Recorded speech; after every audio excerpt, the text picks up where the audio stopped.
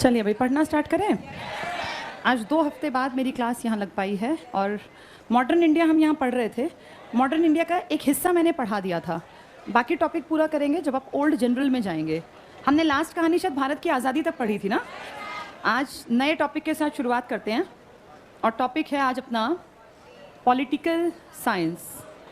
Political science इसको पढ़ना शुरू करेंगे और तुम्हें बस ध्यान से सुनना है, समझना है। आज तो कहानियाँ सुनाती हूँ, इससे जुड़ी इसका बैकग्राउंड क्या था, फिर कल से अपनी किताब से भी पढ़ना स्टार्ट करेंगे। Political science most important subjects में है। किसी भी गवर्नमेंट जॉब में कोई भी पेपर उठा के देख लेना, HSSC, SSC, UP police, Haryana police, teaching का एग्जाम, DSSB का, KVS, कोई भी एग्जाम, हर एक टॉपिक में जितने भी एग्जाम्स होते हैं, हर एक स्टेट लेवल का, सेंट्रल लेवल का, सब में पॉलिटिकल साइंस ज़रूर आती है, क्योंकि एक पढ़े लिखे आदमी से एक्सपेक्टेड है कि उसे पॉलिटिक्स के बारे में इतनी नॉलेज होगी, इसलिए इसके ऊपर क्वेश्चंस पूछे जाते हैं। देश के बारे में हो सकते हैं, स्टेट्स के बारे में हो सकते हैं, यूटी के बारे में। और इसकी शुरुआत में सबसे इंपॉर्टेंट टॉपिक पढ़ा जाता है जो वो है कॉन्स्टिट्यूशन, जिसे आप कहते हैं संविधान। यहीं से शुरू करेंगे पढ़ना। 2 वर्ड से मिलके बना है सम प्लस विधान। सम का मतलब होता है इक्वल, समान। हम यहाँ संख्या मैथ्स की नहीं बात करेंगे। सम मतलब इक्वलिटी, बराबरी, समानता। ऐसे विधि विधान, ऐसे कानून जो सब पर लागू हो, या ऐसा कानून जिसको सभी माने, और इस सभी से मतलब यहाँ है जनता प्लस जो राजनीति में है राजनेता। सब लोग माने जिस कानून को, वो जिस किताब में लिखा हो, उसी किताब को कहा जाता है संविधान। हम अपने आप को लकी माने कि हमारा संविधान लिखने में बहुत लोगों ने योगदान दिया। जब आपका देश आज़ाद हुआ, अंग्रेज़ जब भारत को आज़ादी ट्रांसफ़र कर गए, ये बात मैंने बहुत बार क्लास में बोली, आज़ादी मिली नहीं है, आपको आज़ादी ट्रांसफ़र की गई है। इसीलिए इसकी कीमत भी उतनी शायद हमें आज तक समझ में नहीं आई। आज़ादी मिलती तब जब आपने कोई बड़ी लड़ाई करके सच में अंग्रेज़ों को भगाया होता। महात्मा गांधी को हम सबसे बड़ा अपना मास लीडर मानते हैं, जिन्होंने 1920 में एक आंदोलन चलाया जो 22 में बंद कर दिया, 1930 में एक आंदोलन चलाया जो 31 में बंद कर दिया, 1942 में तो वो लीड ही नहीं कर पाए, क्योंकि उनको जिस दिन उन्होंने कहा कल आंदोलन, आज रात में ही उठा लिया गया और फिर वो बाहर ही नहीं निकाले। ये 3 आंदोलन हैं। इसे कहा जाता है नॉन कोऑपरेशन, NCM। इसे कहा जाता है सिविल डिसोबीडियंस मूवमेंट, CDM। और ये QIM, quit India movement. Quit में तो गांधी थे ही नहीं, बस कह गए ना, फिर तो गांधी जेल नज़रबंद रहे। यहाँ पे गांधी थे, गांधी खुद रोक के इसको बीच में और लंदन चले गए RTC में हिस्सा लेने, और ये गांधी जी ने रोक दिया चौरा चौरी हत्याकांड के कारण। यानी एक का भी रिजल्ट तो आया ही नहीं। तो आज़ादी कैसे मिली? आज़ादी इसलिए मिली क्योंकि सेकेंड वर्ल्ड वॉर ने इंग्लैंड को कमज़ोर कर दिया, और इंग्लैंड को ऐसा फील हुआ कि अब शायद मेरे में वो ताकत नहीं है कि मैं इनको अपनी कॉलोनी या उपनिवेश बना के रख पाऊँ, और बजाय बेइज्जती करा के वहाँ आने से मैं इज्जत के साथ उनको पावर का ट्रांसफ़र कर दूँ। और इसी सीरीज़ में आप अकेले नहीं, आप वर्ल्ड हिस्ट्री उठा के देखो, 1947 से 1950 ढेरों देश आज़ाद हुए। ये सेकेंड वर्ल्ड वॉर के बाद ही क्यों हुए? तो लॉजिक ये है कि क्या सारे ही देश लड़ रहे थे क्या आज़ादी की लड़ाई? बहुत तो लड़ भी नहीं रहे थे। जो उनके मालिक थे, उनके आका थे, उनके हेड थे, वो कमज़ोर पड़ गए। इसीलिए उन्होंने इन 3 सालों में दुनिया भर के देशों को आज़ाद किया, जिसमें से एक आपका भी देश था 1947 में। जब आप आज़ाद हुए तो आपके सामने एक बड़ा क्वेश्चन मार्क था कि आपका देश चलेगा कैसे। और क्योंकि अंग्रेज़ यहाँ से हमने भगाए नहीं थे, इसीलिए आज़ादी के बाद भी अंग्रेज़ बैठे रहे थे। पता है तुम्हें ये बात? 1948 तक यहीं थे ये, बस काम हम करने लग गए थे। ये आपका देश छोड़ के गए हैं 1948 में, जबकि आप कहते हैं हम आज़ाद हो गए 1947। अगर ये आज़ादी छीन के लिए होती तो क्या जून तक अंग्रेज बैठे रहते हैं? कभी भी नहीं। इन्होंने आपको काम ट्रांसफ़र किया, भैया ये हमारा काम था, ये तुमको दे रहे हैं, तुम्हारे देश का संभाल लेना। इन्होंने जब यहाँ से गए, उसके जाने से पहले 1945 सेकेंड वर्ल्ड वॉर के टाइम पर, वहाँ वर्ल्ड वॉर ख़त्म होने की कगार पर आया, और यहाँ अंग्रेज़ों ने कहा कि अब हम इंडिया को आज़ाद कर देंगे, लेकिन उससे पहले तुम अपना काम कैसे चलाओगे, क्योंकि हमारे कानून तो हमने बहुत पहले बना के सोच के और लिखे नहीं, लेकिन हमें पता है अपने कानून, वैसे तुम्हारा देश हम चला रहे थे, लेकिन तुम्हें थोड़ी ना याद रहेंगी चीज़ें, तुम कैसे चलाओगे? इसीलिए इन्होंने हमें सजेस्ट किया, एक मिशन भेजा जिसका नाम था कैबिनेट मिशन।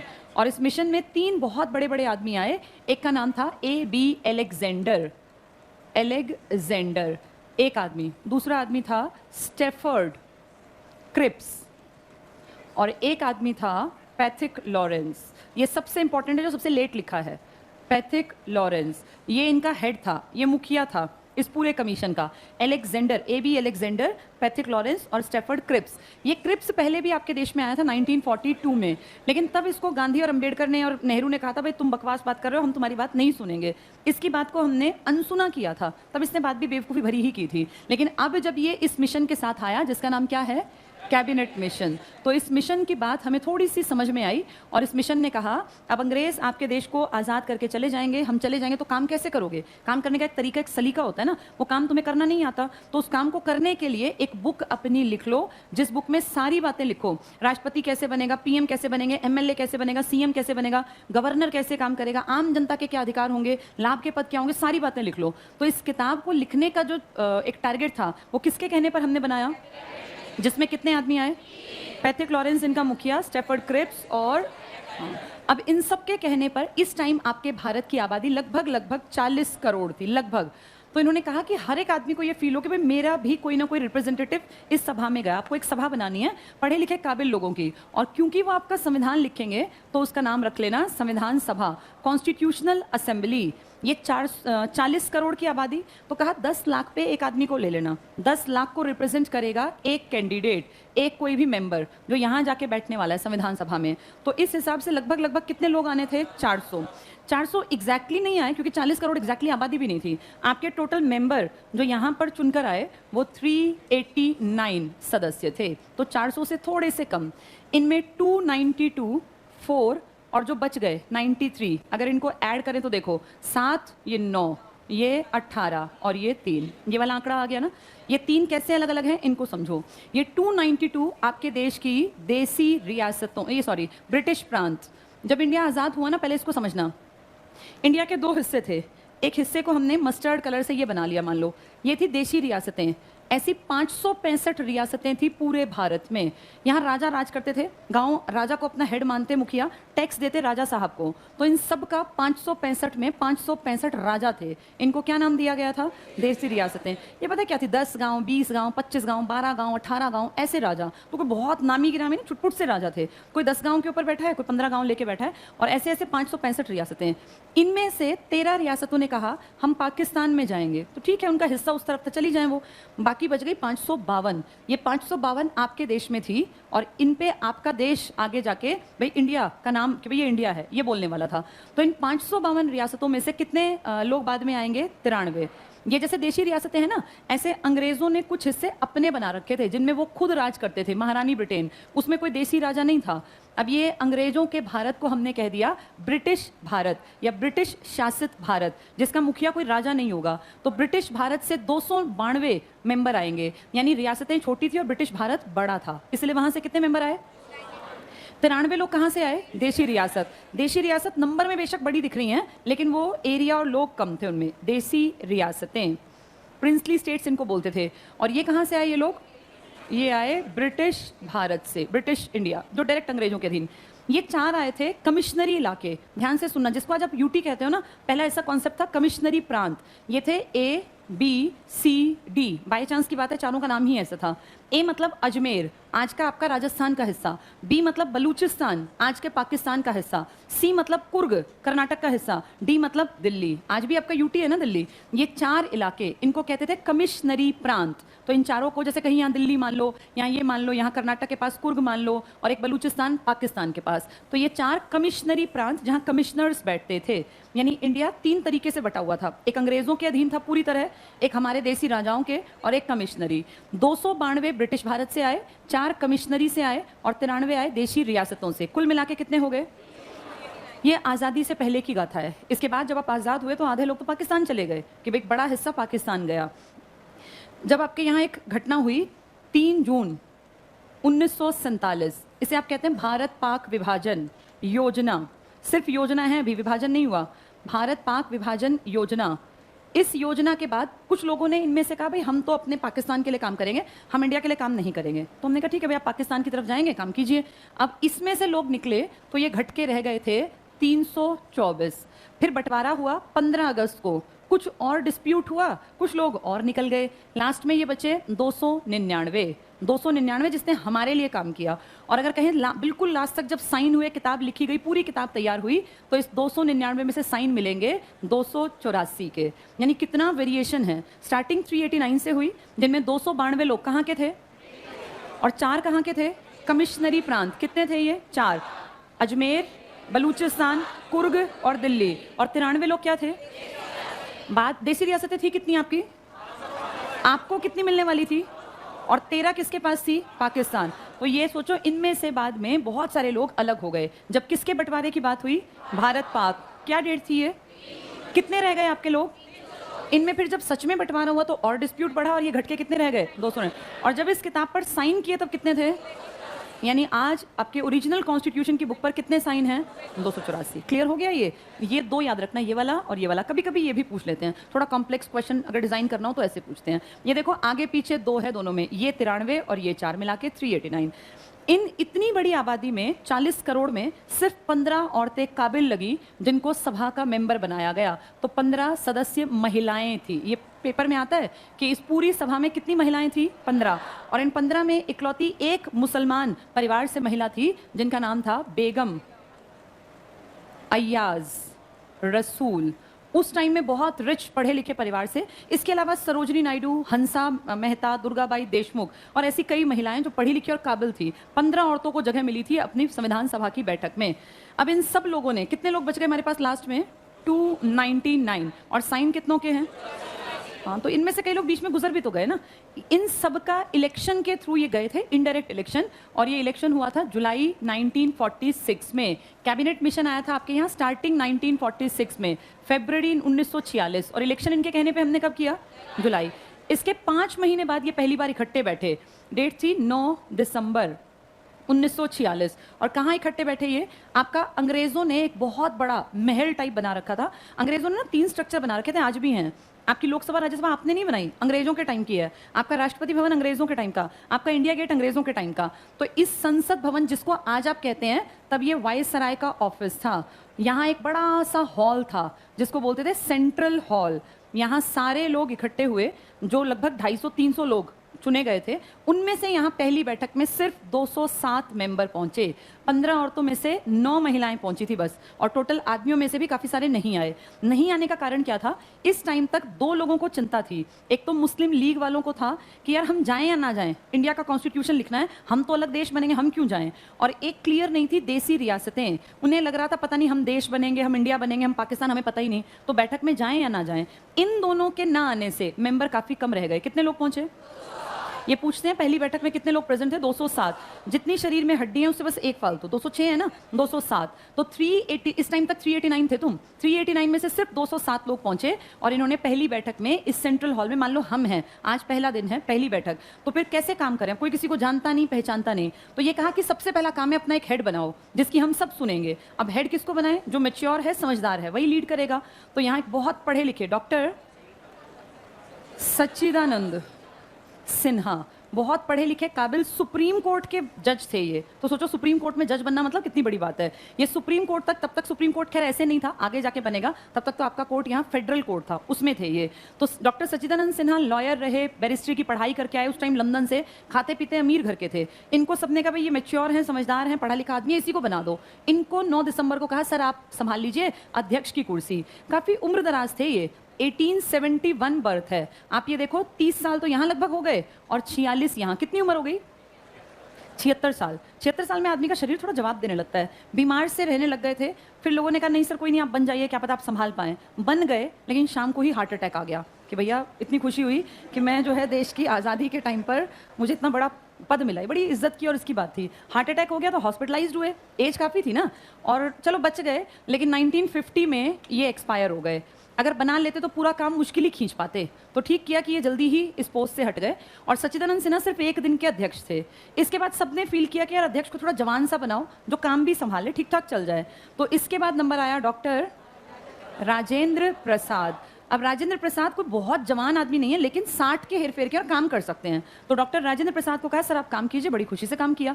और राजेंद्र प्रसाद को इतना बड़ा एक इज्जत की वही पोस्ट मिल रही है तो क्यों ना काम करें।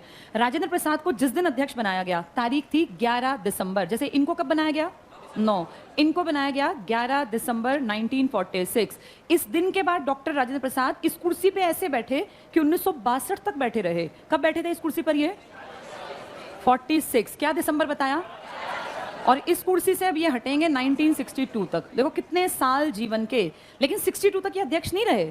46 से 24 क्या, ये मान लो 23 जनवरी 1950 तक ये संविधान सभा के अध्यक्ष थे।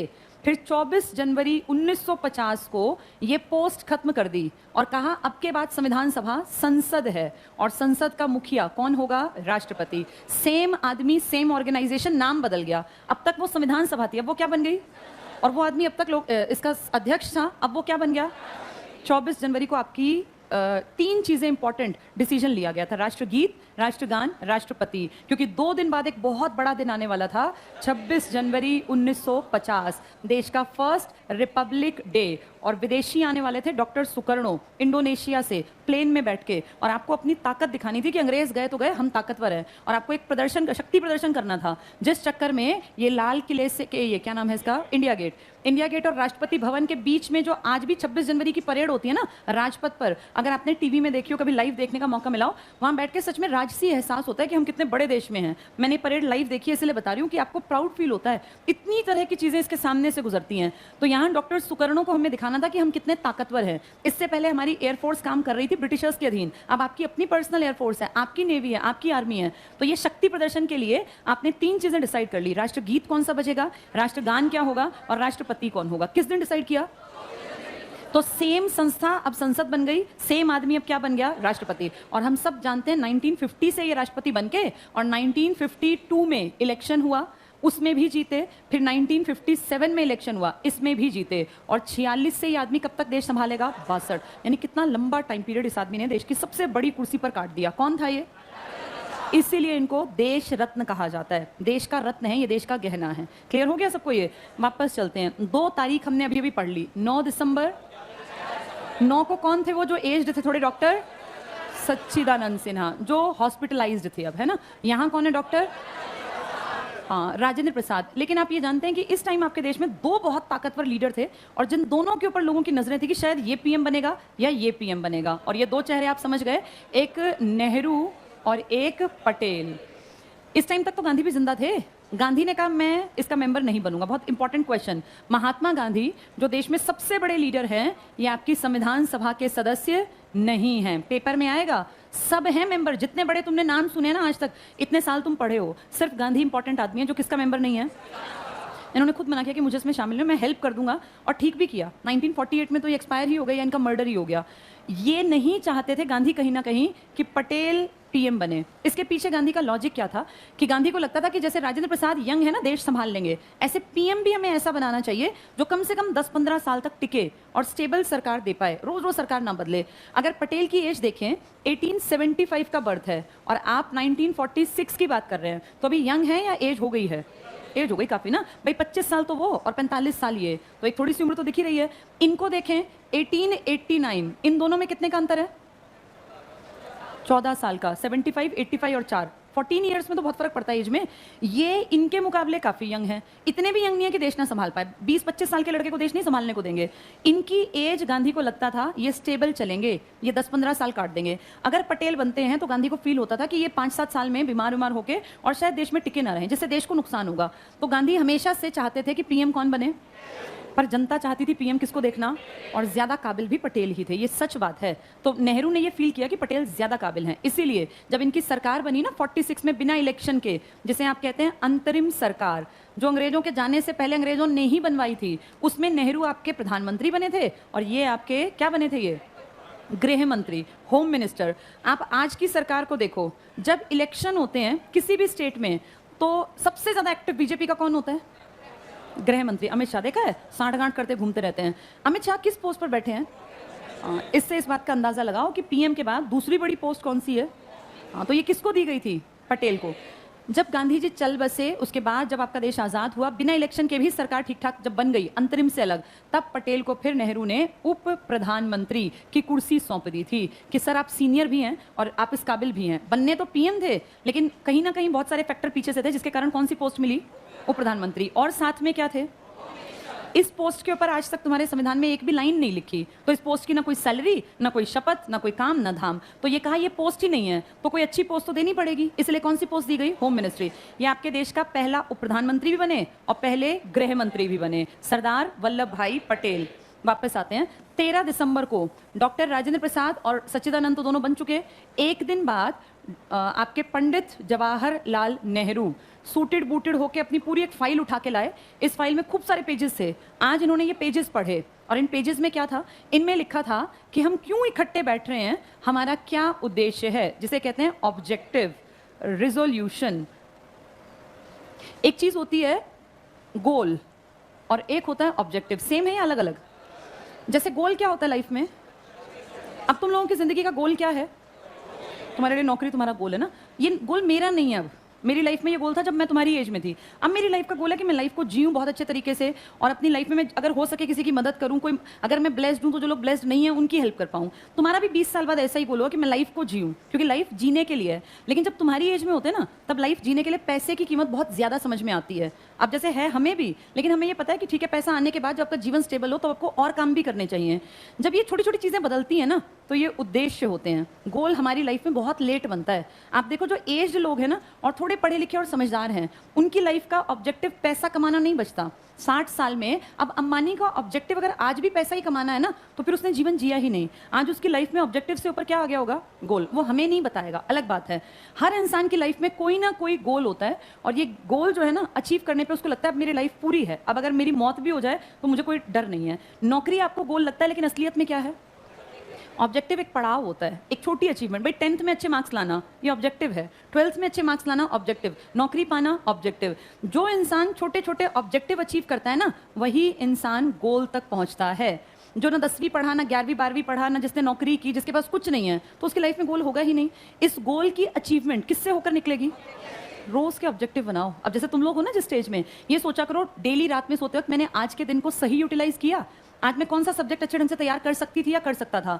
आज मैंने अपने एसएसटी पर, साइंस पर, मैथ्स पर, इंग्लिश पर, हिंदी पर काम किया या नहीं किया। कौन सा सब्जेक्ट मैंने छोड़ दिया, मैं कल उसके ऊपर काम करूं। रोज अपने आप से क्वेश्चन करके सोया करो कि आज मेरे पास 24 आवर्स थे, इनमें से मैंने क्या अपना बेस्ट इस्तेमाल कर लिया? क्या जितना मैं मेहनत आज कर सकती थी या कर सकता था उतनी कर ली? अगर इसका आंसर तुम्हें नो मिले ना, तो तुम समझ लेना कि तुम्हें भी मेहनत बहुत ज्यादा करनी है।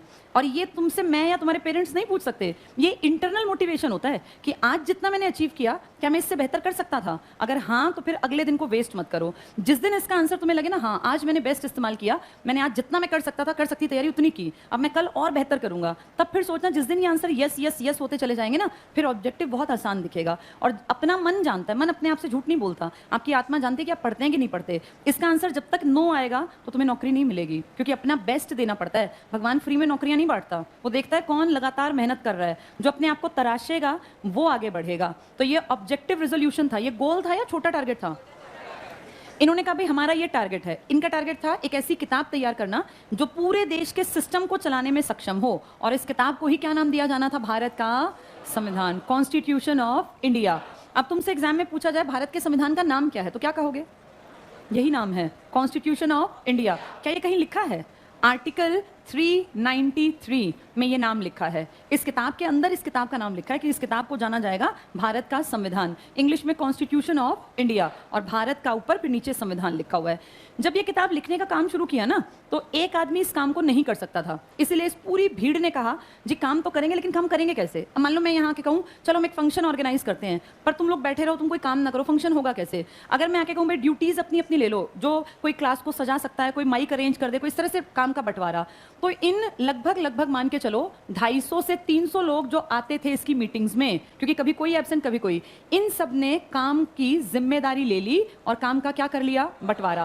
काम के बंटवारे होने का फायदा ये होगा कि जिम्मेवार हो गए। अब पूछा जाएगा जी आपको ये काम दिया था, कितना किया, क्यों नहीं किया? अगर बंटवारा नहीं होगा ना, तो ये 300 लोग कहेंगे जी मैंने सोचा ये करेगा, इसने सोचा वो करेगा, उसने सोचा वो करेगा, काम होगा ही नहीं। तो इसलिए काम का बंटवारा कर दिया गया। और इस काम के बंटवारे के लिए जो कमेटी बनी, कमेटी, इन्हीं को कह दिया गया संविधान की समितियां। तो इसलिए एग्जाम में बहुत बार समितियां क्वेश्चन आता है। इसमें 22 समितियां बनी थी, तो टोटल कितनी समितियां बनी थी? 22। इन 22 में से ज्यादा काम की समितियां अगर कहें तो 3-4 ज्यादा इंपॉर्टेंट है, जो ज्यादा एग्जाम्स में पूछी जाती हैं। सबसे पहली एक समिति बनी थी जिसने डिसाइड किया कि मौलिक अधिकार कौन से रखने चाहिए। सरदार पटेल जो सबसे इंटेलिजेंट और काबिल आदमी थे, मैच्योर भी, समझदार भी, जिनका अनुभव ज्यादा था, उन्होंने कहा था भाई इसके काम को मैं संभाल लूंगा। और सरदार पटेल की समिति की सिफारिशों पर आपके देश में मौलिक अधिकार दिए गए थे। तो मौलिक अधिकार की कमेटी का मुखिया कौन बने? सरदार पटेल। सरदार को सरदार किसने कहा था? महिलाओं ने। कहाँ पर? 1930 बारदौली सत्याग्रह में। ऐसी एक कमेटी बनी थी, बहुत बहुत important, drafting committee, very very important. ये बनी थी आज़ादी के कुछ दिन के अंदर। आपकी आज़ादी 15 अगस्त की है ना, ये बनी है 29 अगस्त 1947। एक बहुत इंपॉर्टेंट और अच्छी बात सुनो इससे पहले, आपके देश में इस टाइम पर इंटेलिजेंट लोगों की कमी नहीं थी। ये सच के काबिल लोग थे। आज आप एक भी नाम बता नहीं सकते कि काबिल का, इस टाइम ढेर काबिल थे। ऐसे ही काबिलों की एक भीड़ में एक आदमी खड़े थे, doctor B.R. Ambedkar. Doctor B.R. Ambedkar. जब 389 सीट्स पे इलेक्शन हुए थे ना, इनडायरेक्ट, तब इन्होंने अपना नाम दिया था इलेक्शन में, और इन्होंने कहा था भाई मैं पला बढ़ा हूँ इस इलाके में, महाराष्ट्र के आसपास, तो मैं मुंबई की सीट से अपना नामांकन भरता हूँ, यहीं से मैं जीत जाऊंगा, क्योंकि इनकी परवरिश यहाँ की। पैदा ये हुए थे MP में, लेकिन इनके पिताजी अंग्रेजों के टाइम में नौकरी में थे, सेना में, तो वो उठ के यहाँ आ गए थे, पूरे परिवार यहीं पले बड़े, यहीं पे सब काम सीखा, पढ़ाई और हर चीज़। तो बोले यहीं की सीट से खड़ा हो जाता, मुंबई की से। मुंबई में जोर लगा दिया हर बड़े नेता ने, चाहे उसमें पटेल हों, चाहे कितने बड़े नेता, सबकी कोशिश थी मुंबई के सीट से कौन ना आ पाए। ये सच बात है, सबने कोशिश करके इनको आने नहीं दिया और ये हार गए। मुंबई की सीट पे ये हार गए। इलेक्शन अलग अलग चरणों में थे। यहाँ से हार के अंबेडकर जी को लगा कि इस तरह तो मेरा नंबर ही नहीं आएगा, और अगर मैं नहीं आऊँगा तो दलितों की बात कोई करने वाला नहीं है। और ये सच भी है, दलितों की बात कोई करता ही नहीं। अगर कौन ना आता, अंबेडकर जी को लगा मैं क्या करूं कि जिससे मैं जीत पाऊं, क्योंकि मेरे विरोध में सब लोग हैं। इन्होंने दिमाग दौड़ाया, और जब तक तो देश आज़ाद ही नहीं था, 46 की बात है।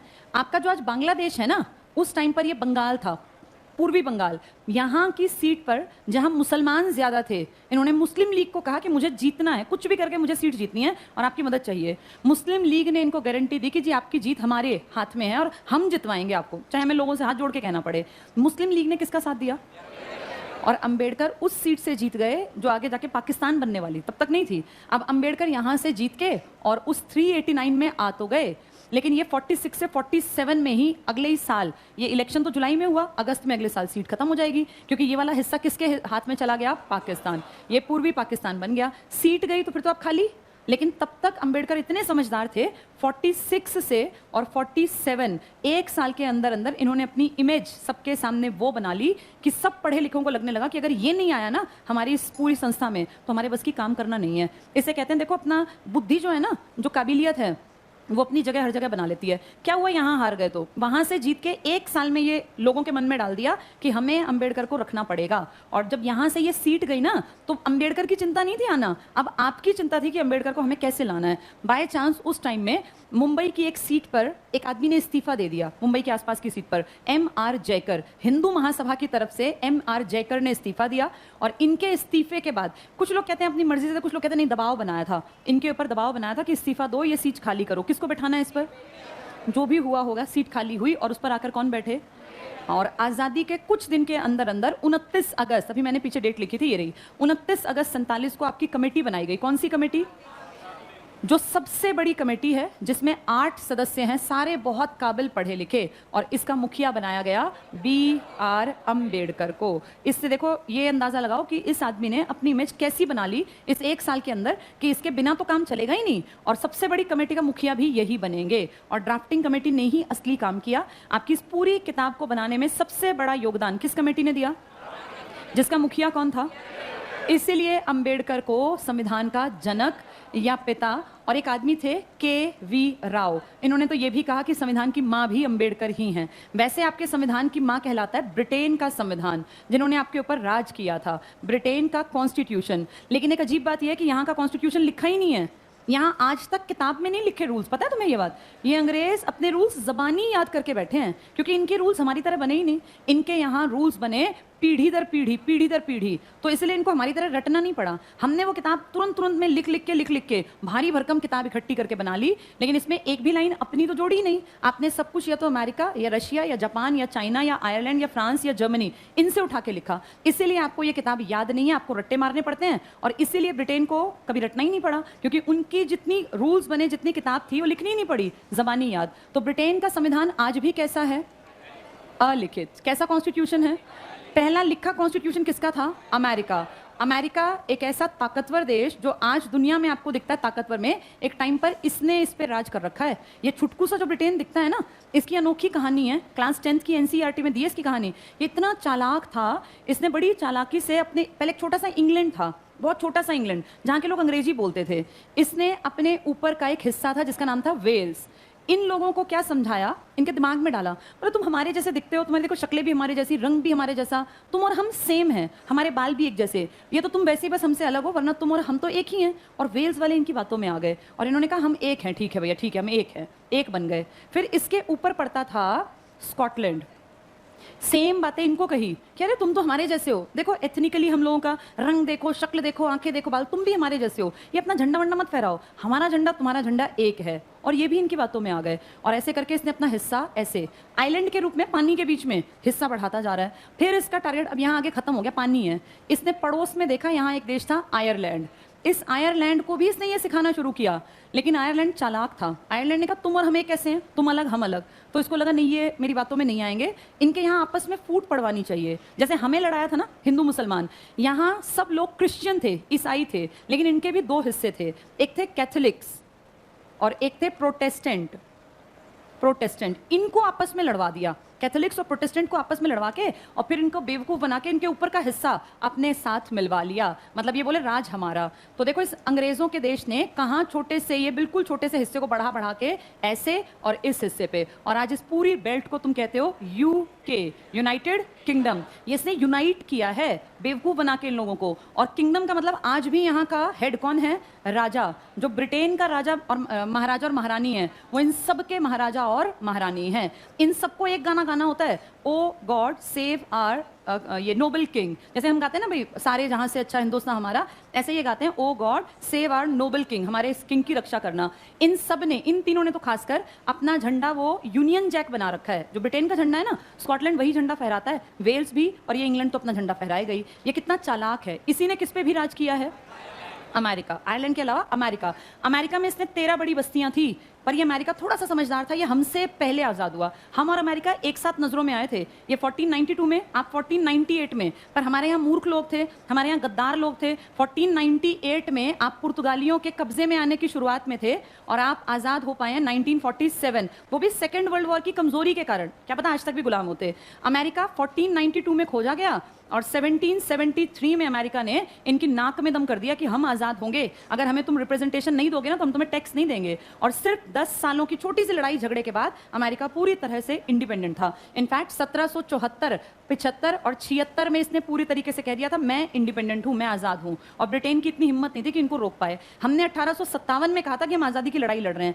उसके बाद 90 साल तक और एक्सप्लॉइट किए गए महारानी ब्रिटेन के अंडर। ये डिफरेंस है हम में और इनमें, इसलिए ये अमेरिका है और हम इंडिया। कल बुक्स ले आना, कल अपना बुक से पढ़ना स्टार्ट करेंगे।